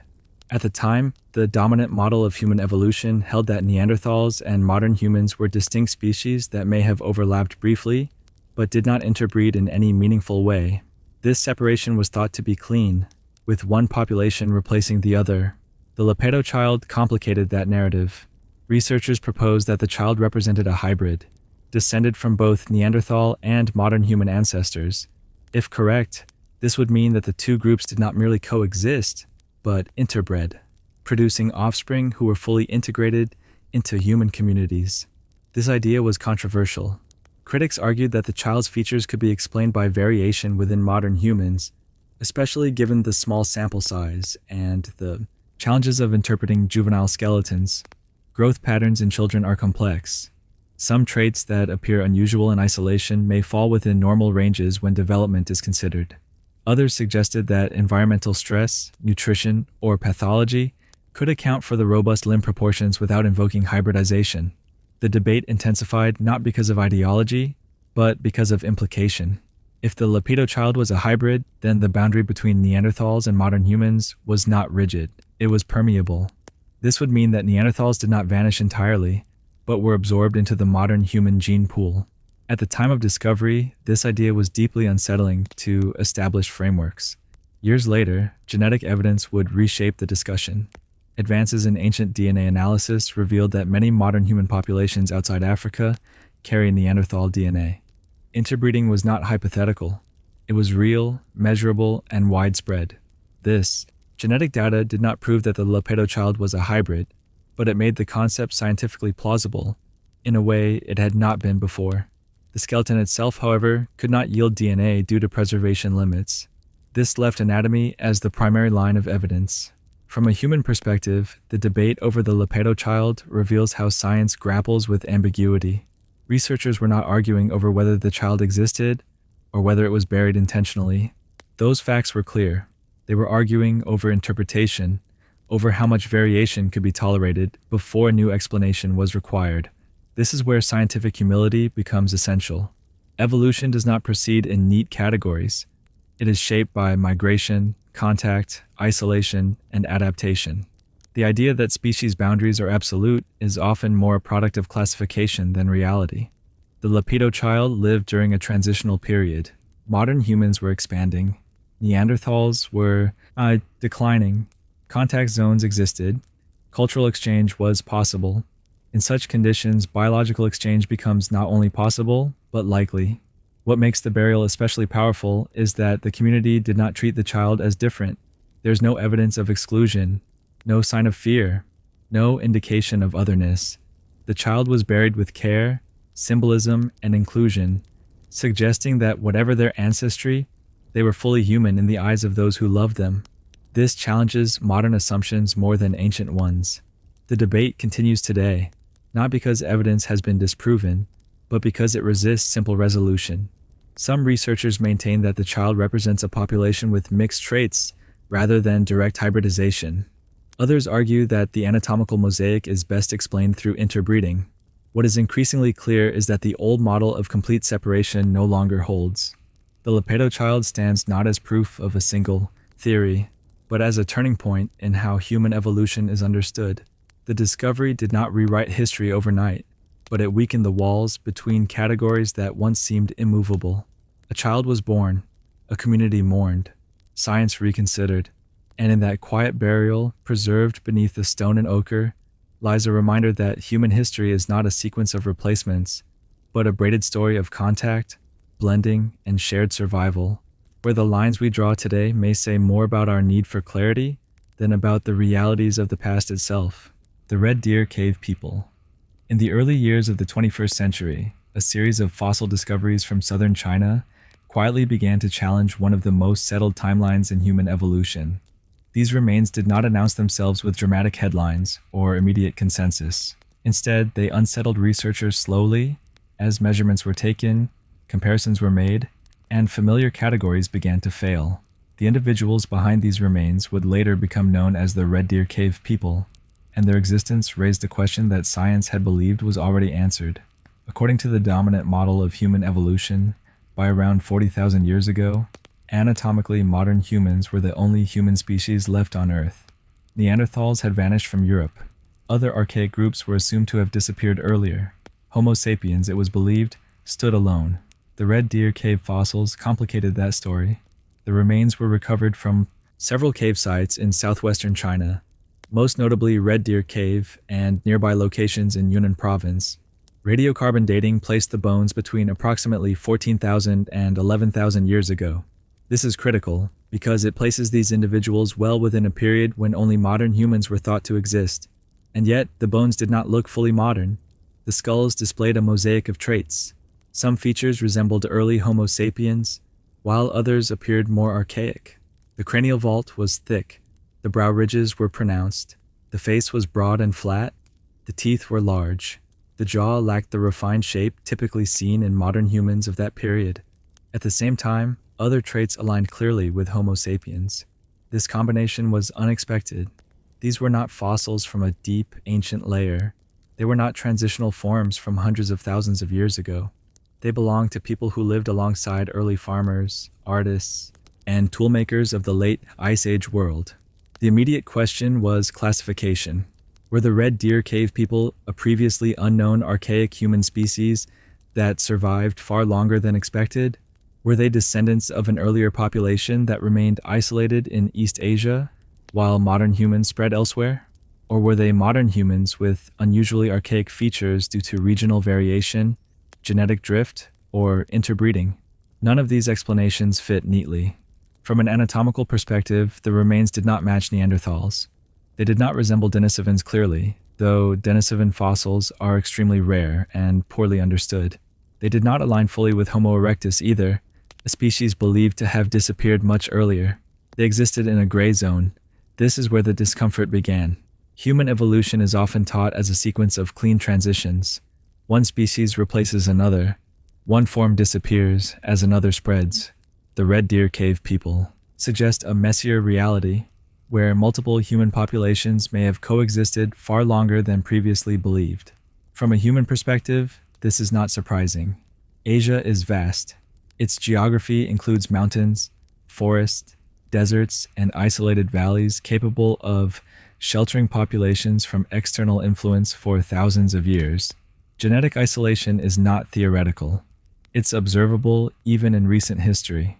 If a group of archaic humans survived in relative isolation, interbreeding occasionally with modern humans while retaining distinct features, their continued existence into the late Ice Age becomes plausible. What complicates the picture further is culture. Artifacts found in association with the red deer cave fossils suggest hunting practices, tool use, and fire control consistent with modern human behavior. These individuals were not primitive in lifestyle. They hunted large animals, including deer, which gave the cave its modern name. They processed food. They adapted to their environment effectively. This raises an important distinction. Biology does not determine behavior in a simple way. Even if the red deer cave people retained archaic physical traits, they lived in a world shaped increasingly by modern human culture. Interaction, learning, and exchange could occur regardless of genetic background. This possibility unsettles older evolutionary narratives that equate physical modernity with cognitive superiority. The lack of ancient DNA from the red deer cave fossils limits definitive conclusions. Preservation conditions in the region have so far prevented successful extraction. Without genetic data, researchers must rely on morphology, dating, and contextual evidence, all of which leave room for interpretation. Some scientists argue that the remains fall within the extreme range of variation for early modern humans in East Asia. Others maintain that the combination of traits is too unusual to dismiss so easily. The debate is ongoing, and, importantly, it is grounded in caution rather than sensationalism. No credible researcher claims certainty. From a broader historical perspective, the red deer cave people highlight a recurring pattern in science. Each time researchers believe the evolutionary story has stabilized, new evidence emerges that reopens fundamental questions. The past resists simplification. Modern humans did not spread into empty landscapes. They encountered others. They interacted. They mixed. The red deer cave people may represent one of those encounters frozen in bone. What is perhaps most striking is how late this population appears to have survived. If they were indeed a distinct group, then multiple forms of humanity shared the planet until relatively recently. The idea that humanity was once plural rather than singular carries profound implications for how we define ourselves. The red deer cave people remain unresolved, not because of missing imagination, but because of scientific restraint. The evidence invites reconsideration, not declaration. It asks researchers to accept that human evolution may be less like a ladder and more like a braided river, splitting, rejoining, and flowing unevenly through time. These individuals lived, they hunted, they adapted, and long after they disappeared, their bones surfaced to remind us that being human has never been as simple as a single line of descent. In the quiet caves of southern China, the red deer cave people continued to challenge certainty, standing as evidence that the story of humanity is still being written, not rewritten, but slowly expanded by discoveries that refuse to fit comfortably into what we thought we already knew. The Denisovan finger bone. In 2008, deep within the Altai Mountains of southern Siberia, a discovery was made that would quietly overturn long-standing assumptions about human evolution. It was not a skull, a skeleton, or a dramatic burial. It was a single fragment of bone, no larger than a fingertip, recovered from layers of sediment inside a remote cave. At the time, no one could have predicted that this small object would reveal the existence of an entirely unknown group of humans. The bone was found in Denisova Cave, a site already known for yielding Neanderthal remains and stone tools associated with early humans. The cave had been occupied intermittently for tens of thousands of years, serving as a shelter for different populations at different times. It was precisely this layered occupation that made the site important, but also complicated. The bone itself appeared unremarkable. It was identified as part of a finger, likely belonging to a young individual. Morphologically, it could not be distinguished easily from a modern human finger bone. Had the story ended there, it might have been cataloged, stored, and forgotten. Instead, researchers decided to analyze its DNA. That decision changed everything. When geneticists extracted mitochondrial DNA from the bone, the results didn't match modern humans. They didn't match Neanderthals either.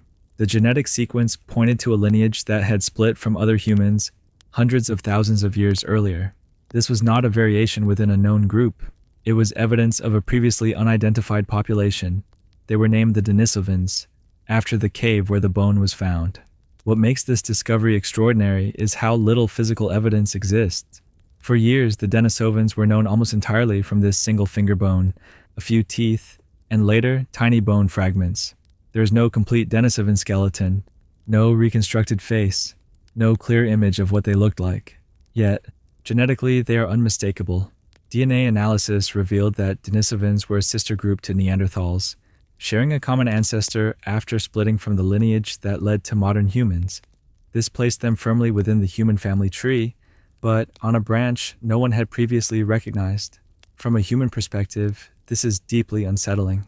For generations, the narrative of human evolution emphasized a small number of species interacting briefly before one emerged dominant. The Denisovan fingerbone revealed a more crowded past, one where multiple human groups coexisted, interacted, and influenced one another. Further genetic analysis expanded the impact of the discovery even more.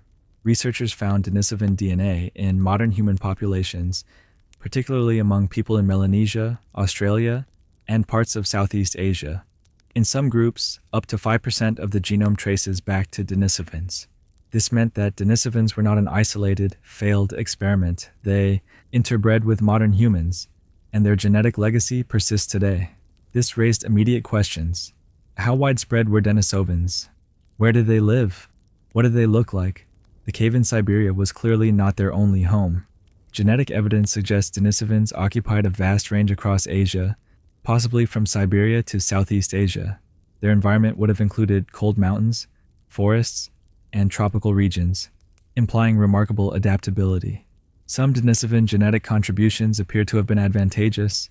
Certain genes linked to high-altitude adaptation in modern Tibetan populations are traced to Denisovan ancestry.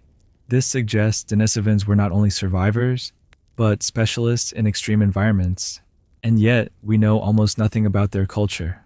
Stone tools found in Denisova caves suggest technological sophistication, comparable to other human groups of the time. Ornaments made from bone and stone indicate symbolic behavior, but assigning these artifacts definitively to Denisovans is difficult, because the cave was occupied by multiple groups over long periods. This ambiguity reflects the broader challenge. The Denisovans are defined by genetics more than by artifacts or anatomy. They exist vividly in DNA, but faintly in the physical record. This reverses the traditional way humans have been identified in archaeology, where bones and tools come first and genetics follows later. In this case, genetics led the way. From a scientific standpoint, the Denisovan fingerbone demonstrated the power of ancient DNA analysis to reveal histories that bones alone cannot. Without genetic testing, the Denisovans would still be invisible, folded unknowingly into other categories. At the same time, the discovery forces caution. When a species is known from so little material evidence, interpretation must remain conservative. We cannot assume Denisovans were uniform in appearance or behavior. They may have been diverse, regionally, adapted, and culturally varied, much like modern humans.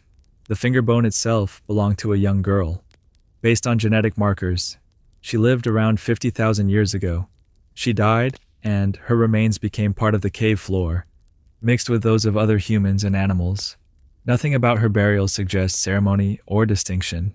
And yet, her bone would later reshape understanding of human ancestry. From a human perspective, this is humbling. Entire populations can disappear almost completely from the physical record, leaving behind only traces so small they require advanced technology to detect. Without DNA preservation, Denisovans might never have been recognized at all. This raises an unsettling possibility. How many other human groups existed that left no genetic trace in living populations and no identifiable fossils? How complete is our picture of the past if it depends on survival of material under rare conditions? The Denisovan fingerbone doesn't answer these questions. It exposes them.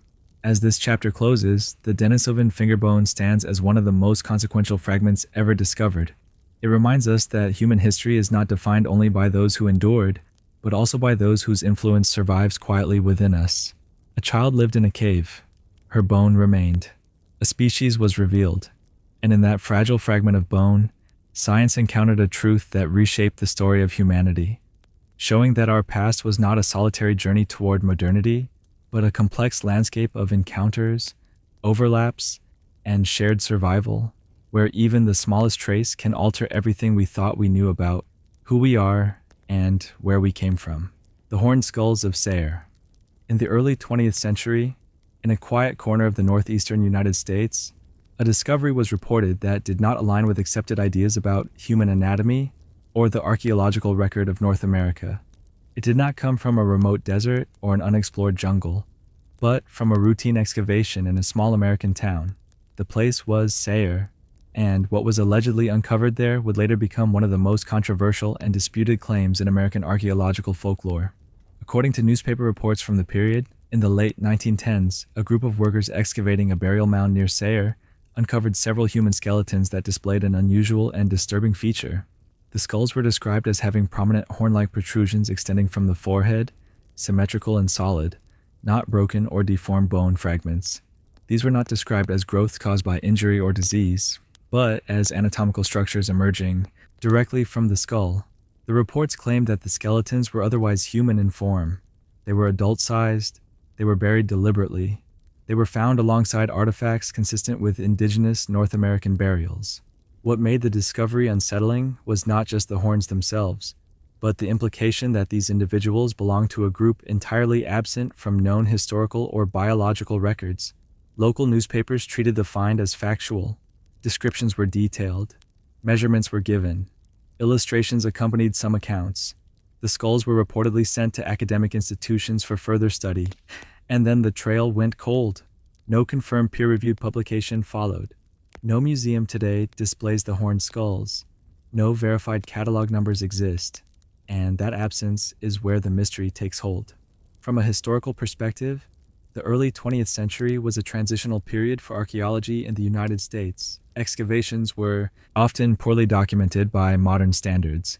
Indigenous burial sites were disturbed without consultation or ethical oversight.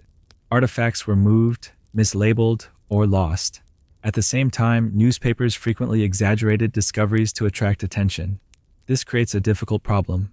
Either the reports were exaggerated or misunderstood, or something genuinely unusual was found and then removed from public record without explanation.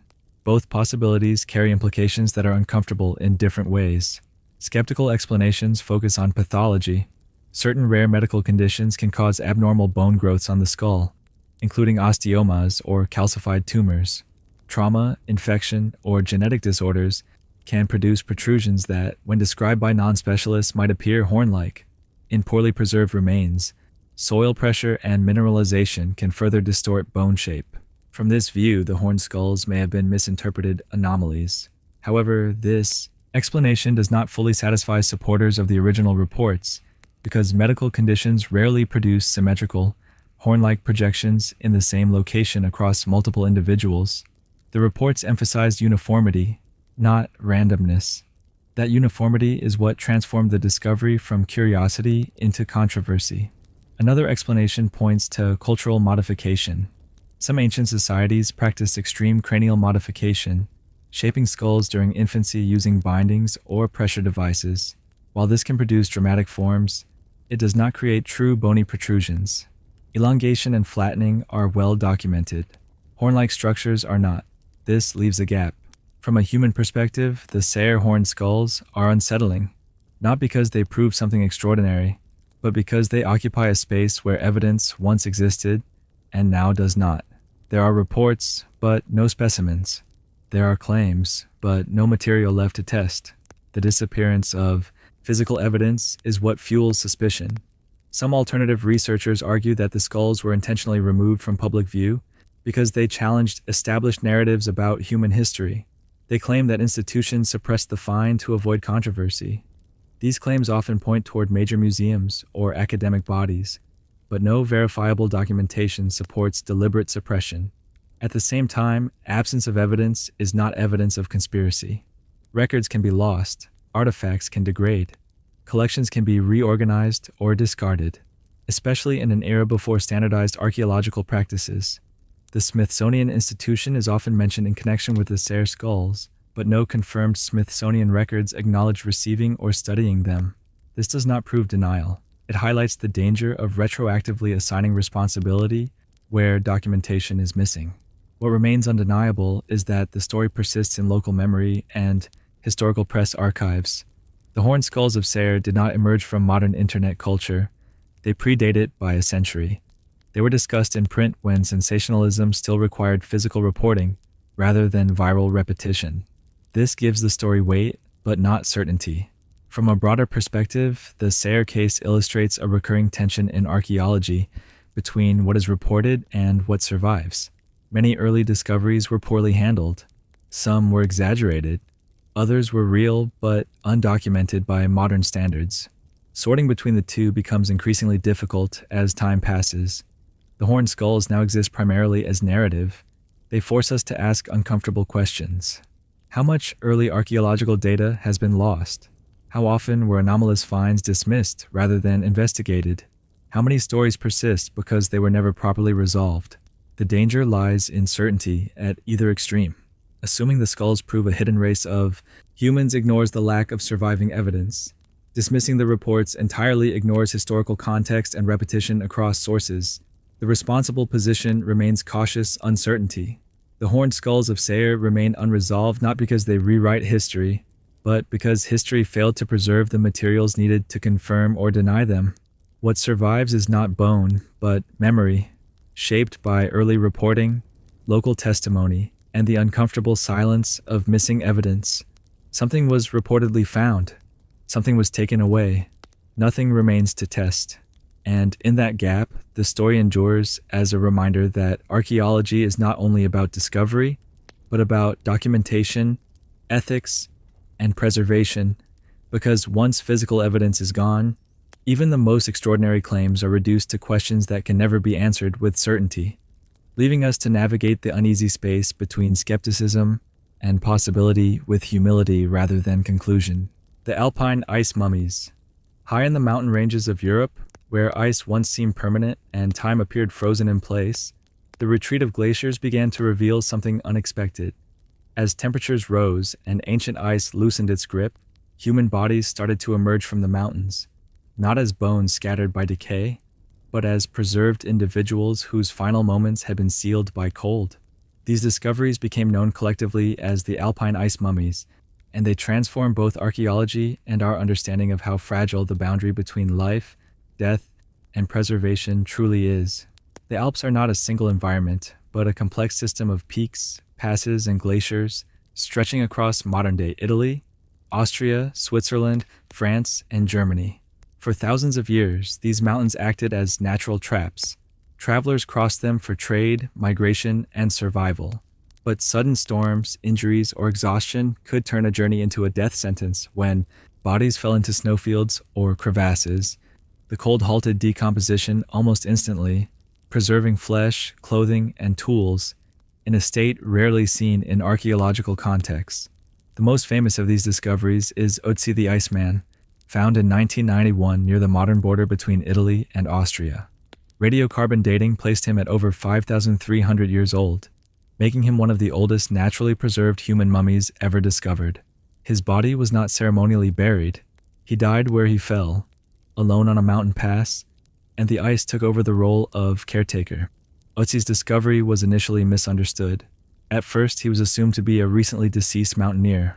Only later did researchers realize that his clothing, tools, and weapons belonged to a prehistoric world.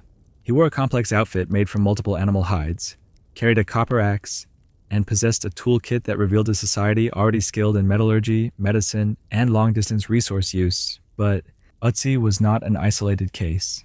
As glaciers continued to retreat across the Alps, other bodies emerged, spanning different periods of history. Some dated to the Bronze Age, others to the Iron Age, the Roman era, the medieval period, and even the early modern age. Each body told a different story, yet they shared a common pattern: sudden death in an environment that offered no margin for error. What makes alpine ice mummies uniquely valuable is not just their preservation, but their context. Unlike burials, which are shaped by ritual and intention, these bodies represent moments frozen in motion. People were walking, climbing, or resting when something went wrong. Avalanches, falls, exposure, violence, or illness ended their journeys. The ice didn't select them for preservation. Circumstance did. From a human perspective, this creates an unusually intimate connection with the past. Clothing retains stitching, skin retains tattoos, hands retain the posture of final action. In some cases, stomach contents reveal the last meal eaten hours before death. Cuts, fractures, and wounds show how bodies failed under stress. These details are rarely available in standard archaeological remains.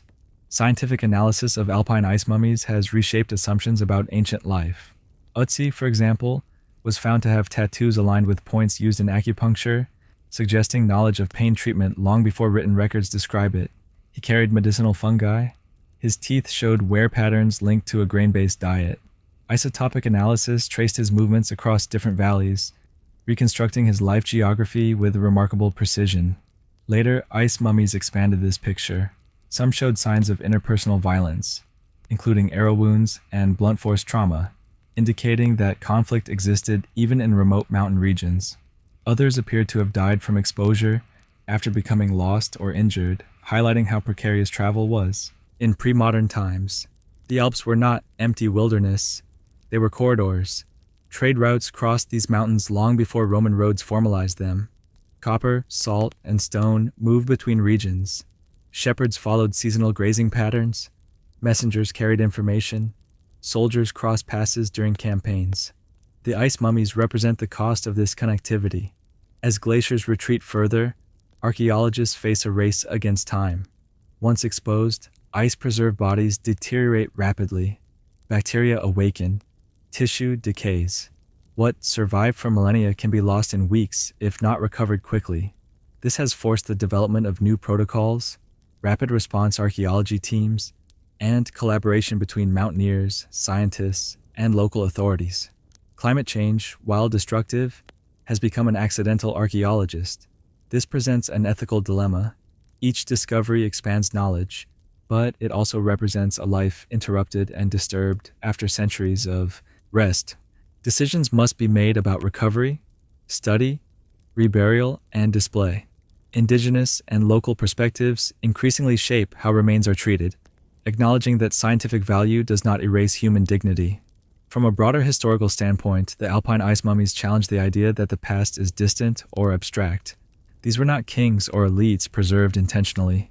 They were ordinary people navigating extraordinary terrain. Their deaths were not symbolic. They were practical consequences of risk. The ice preserved them without judgment. As this chapter closes, the alpine ice mummies stand as a reminder that history often survives not because it was meant to, but because conditions allowed it. Melting glaciers are returning stories long sealed away, offering clarity where written records are silent. A traveler fell. The cold arrived. Time paused. And now, as the ice retreats, these individuals return to us not as legends or myths, but as complete human beings caught between movement and stillness, reminding us that the boundary between the living and the archaeological record can be as thin and temporary as a layer of snow on a mountain pass. Ötzi's violent death. For years after his discovery, Ötzi the Iceman was treated as a remarkable accident victim, a man who had simply succumbed to the dangers of mountain travel in prehistory. He appeared to have died alone, high in the Alps, overtaken by cold and exhaustion. This interpretation was comforting in its simplicity. It allowed his death to be explained as environmental misfortune rather than human intention. But as technology advanced and investigators returned to his body with sharper tools and fewer assumptions, that explanation began to collapse. The truth that emerged was far more unsettling. Ötzi did not simply die in the mountains. He was killed. This conclusion did not come from speculation or dramatic storytelling, but from medical imaging, forensic analysis, and a gradual accumulation of physical evidence preserved by ice for more than 5,000 years. His body, frozen almost immediately after death, retained details that most human remains lose within weeks. Muscle tissue, blood residue, internal organs, and wounds remained readable, turning Ötzi into one of the oldest forensic cases ever examined. The turning point came when high-resolution CT scans revealed an arrowhead lodged deep inside Ötzi's left shoulder. The stone projectile had entered from behind, tearing through muscle and severing a major artery. The injury would have caused rapid blood loss, shock, and death within minutes. This was not an accidental wound. It was a deliberate attack. The arrow was not removed. This detail matters. In societies where arrows were valuable and reusable, attackers often retrieved them after combat.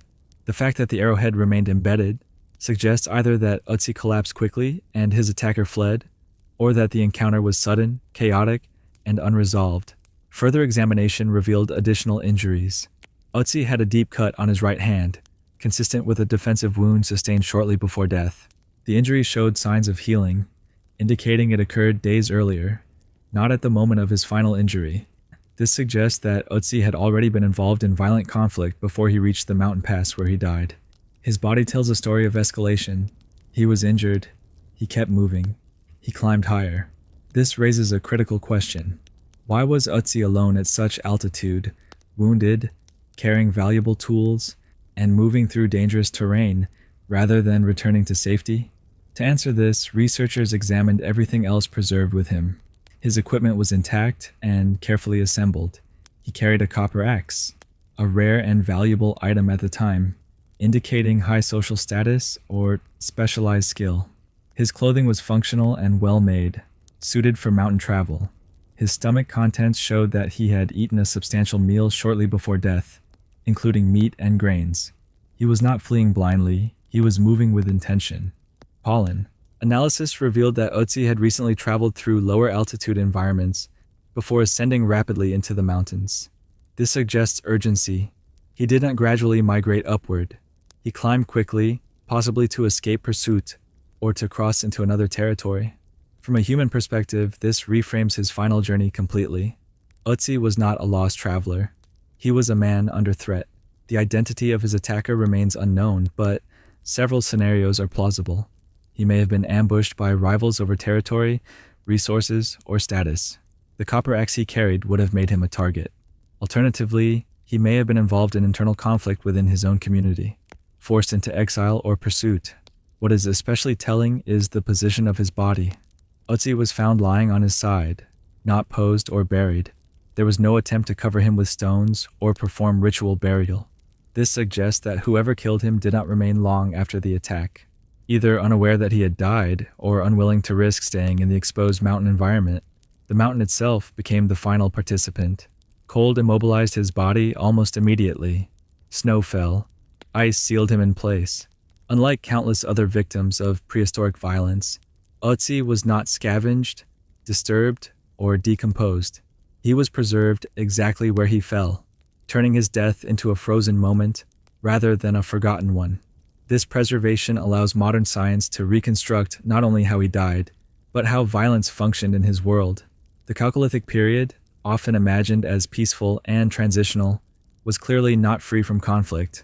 Communities competed for resources. Metal tools created new forms of inequality. Trade routes brought wealth and danger. Violence did not require armies. It required proximity, motive, and opportunity. Ötzi's death suggests organized hostility rather than random aggression. The precision of the arrow shot implies skill. The timing implies planning. The follow-up injuries imply confrontation. This was not an accident. It was not nature. Perhaps the most haunting aspect of Ötzi's violent death is how familiar it feels. Despite the 5,000-year gap, the pattern is recognizable. A man is injured in conflict. He attempts to withdraw or escape. He is overtaken. He is killed from behind. His body is left where it falls. Only the environment changes. Instead of soil and decay, ice preserved everything. Ötzi's violent death stands as a reminder that human conflict did not emerge with cities, states, or written history. It existed wherever people lived close enough for rivalry, fear, and resentment to take shape. The Alps did not kill Ötzi. A human hand did.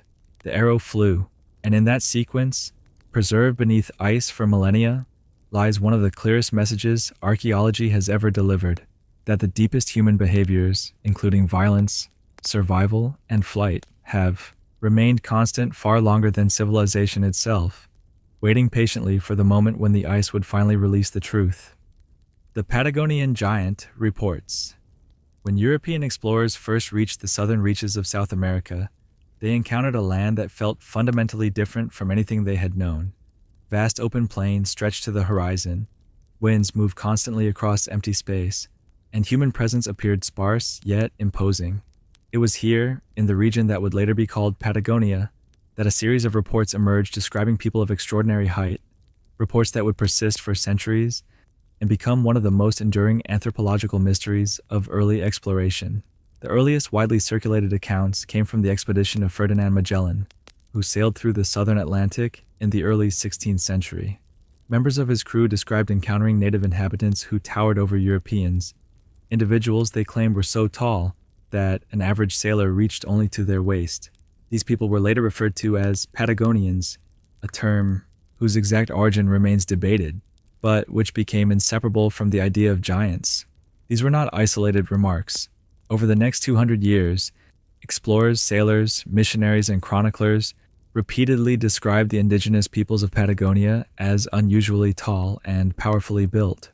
Some accounts spoke of men exceeding 7 or even 8 feet in height. Others emphasized massive skeletal remains discovered in burial sites, described as far larger than any known European bodies. What gives these reports weight is their consistency across time and nationality. Spanish, English, French, and Dutch sources all recorded similar observations, often independently of one another. These were not single rumors copied endlessly, but recurring impressions formed by different observers encountering the same populations, under different circumstances. At the same time, these observers were not trained anthropologists. They measured height by comparison, not instruments. European average height in the 16th and 17th centuries was significantly shorter than today. A person standing well over 6 feet tall would already appear exceptional. In a culture accustomed to smaller frames, physical presence alone could easily be magnified through perception and retelling. This is where the ambiguity begins. Archaeological finds from Patagonia include skeletons that are, by modern standards, tall and robust, often associated with the Tehuelche people, an indigenous group historically noted for above-average stature. Some Tehuelche individuals did exceed 6.5 feet in height, with broad shoulders and strong bone structure, characteristics well-suited to a harsh, open environment. However, these measurements do not reach the extreme dimensions described in early reports.